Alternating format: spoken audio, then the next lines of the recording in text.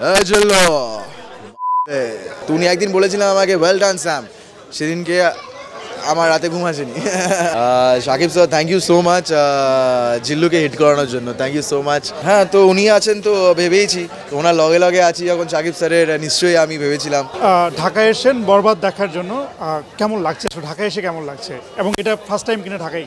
হ্যাঁ, এটা আমার ফার্স্ট টাইম ঢাকায়, বাংলাদেশ এটা ফার্স্ট টাইম। যদিও আমার নানা বাড়ি ফরিদপুরে, কিন্তু ওটা অনেক আগেকার গল্প, 1947 আগে আমার দাদু আর কি। তো বাট এটা ফার্স্ট টাইম ঢাকায়। খুব দারুণ শহর, পুরো বাড়ির মতন শহর, আমাদের কলকাতা শহরের মতনই। কলকাতা অনেক ছোটো শহর, ঢাকা শহর অনেক মাপে বড়, বাট পুরো মনে হচ্ছে বাড়িতেই বসে আছি। মানে রাস্তাঘাট দুটোই বাঙালি শহর, দুটোই তো বাঙালিদের শহর, তো সেটা প্রভাব তো আছেই না। কতটুকু এক্সাইটেড বরবাদ দেখার জন্য, এবং হলে বসে দর্শকদের সঙ্গে বরবাদ দেখবেন, কতটুকু এক্সাইটমেন্ট কাজ করছে? এটার জন্যই এসেছি, মানে আপনাদের সাথে দেখা করতে এসেছি আর দর্শকের সাথে বসে দেখতে চাইছি। যে কোনো অভিনেতার এটা খুব মানে এটাই ওই হলে সিটি পড়বে যে ব্যাপারটা, ওইটা অনুভব করার একটা স্বপ্ন থাকে। তো আশা করি সেটা হবে, আর সেটা হচ্ছে, তো শুনতে পেয়েছি, সোশ্যাল মিডিয়াতে দেখতে পেয়েছি। তবে ওটা অনুভব করতেই এসেছি আর প্রচণ্ডভাবে এক্সাইটেড এখনও। মানে ব্যাপারটা একজন নিউ অ্যাক্টারের, আমি একজন নিউ অ্যাক্টার বলতে পারেন, তো সেই ক্ষেত্রে মানে এখনও ব্যাপারটা একটা স্বপ্নের মতন, তো স্বপ্নটা পূরণ হবে, সেটার জন্য খুব এক্সাইটেড। আশা করি জিল্লু চরিত্র তো এতটা পরিচিতি পাবে বা এত জনপ্রিয়তা পাবে, সেটা কি তখন ভেবেছেন যখন শুটিং করছিলেন বরবাদের? হ্যাঁ, তো উনি আছেন তো ভেবেইছি, তো ওনার লগে লগে আছি যখন শাকিব স্যারের, নিশ্চয়ই আমি ভেবেছিলাম।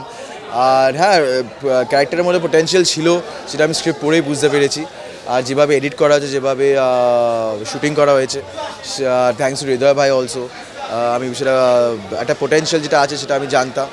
তবে এই স্তরে যাবে ব্যাপারটা, সেটা তো সেটা আশা করিনি। সেটা জাস্ট ফ্যান্সদের জন্য হয়েছে, ফ্যান্সদের ভালোবাসায় হয়েছে, যারা দর্শক মুভিটা দেখেছে বরবাদের জন্য হয়েছে, একটা ভালো ছবি হয়ে দাঁড়িয়েছে বলে সেটা হয়েছে। শাকিব খানের সাথে কাজ করার অভিজ্ঞতা কেমন ছিল? মেগাস্টার, তো উনি 2-3 বার হাত টাত লাগিয়ে দিয়েছে আমার গায়েটা, মানে ইন দ্য সেন্স মানে অ্যাপ্রিসিয়েট করেছে, তো সেটার জন্যই বোধহয় এত জিল্লু হিট করে গেছে। He is a top notch guy, আর খুবই ইজ অ্যান এনসাইক্লোপিডিয়া একদম। তো ওনার থেকে অনেক কিছু শেখার আছে, অনেক কিছু শিখছি, আর আশা করি ফিউচারে আরও অনেক কিছু শিখবো, আবার কাজ করব। তো উনি একদিন বলেছিলাম আমাকে ওয়েল ডান স্যাম, সেদিনকে আমার রাতে ঘুম আসেনি। ডায়লগটা একটু শুনতে চাই, জিল্লু। জিল্লু প্রতি নিঃশ্বাস। যখন আপনার কাছে কিভাবে যোগাযোগ করা হয়েছিল এই সিনেমাতে, বা বরবাদে অভিনয় করার অফারটা কিভাবে এসেছিল? এটা আমি বলেছি অনেক জায়গায়, মানে এটা বাই লাকি আসে, তো ওপরওয়ালা একজন আছে। তো আমি চেয়েছিলাম একটা ভালো ছবি করব, কাজ করব, তো সেই সুযোগটা আসে। তো অন্য কারো করা ছিল, তার মানে পুরো ব্যাপারটা হয়নি। তো তবে যেটা হয় কপালে লেখা থাকে, আমার বোধহয় লেখা ছিল, তাই জন্য আমার কাছে এসে যখন আসে সুযোগটা, আমি ঝাঁপিয়ে পড়ি। শাকিব স্যার শুনে তো ঝাঁপিয়ে পড়ি একদম, লগে লগে থাকবো নিশ্চয়ই, চলুন আমি আছি। শাকিব খানের শহরে এসেছেন, শাকিব খানের উদ্দেশ্যে কিছু বলার আছে এটাকে বা মিডিয়ার মাধ্যমে? Shakib sir thank you so much জিল্লুকে হিট করানোর জন্য, থ্যাংক ইউ সো মাচ আমাকে চান্সটা দেওয়ার জন্য। অ্যান্ড আমি আপনাকে বলেছিলাম I will make you proud, I hope I have done that. Thank you so much, আশা করি আবার আপনার সাথে খুব তাড়াতাড়ি কাজ করবো শাকিব স্যার, লাভ ইউ।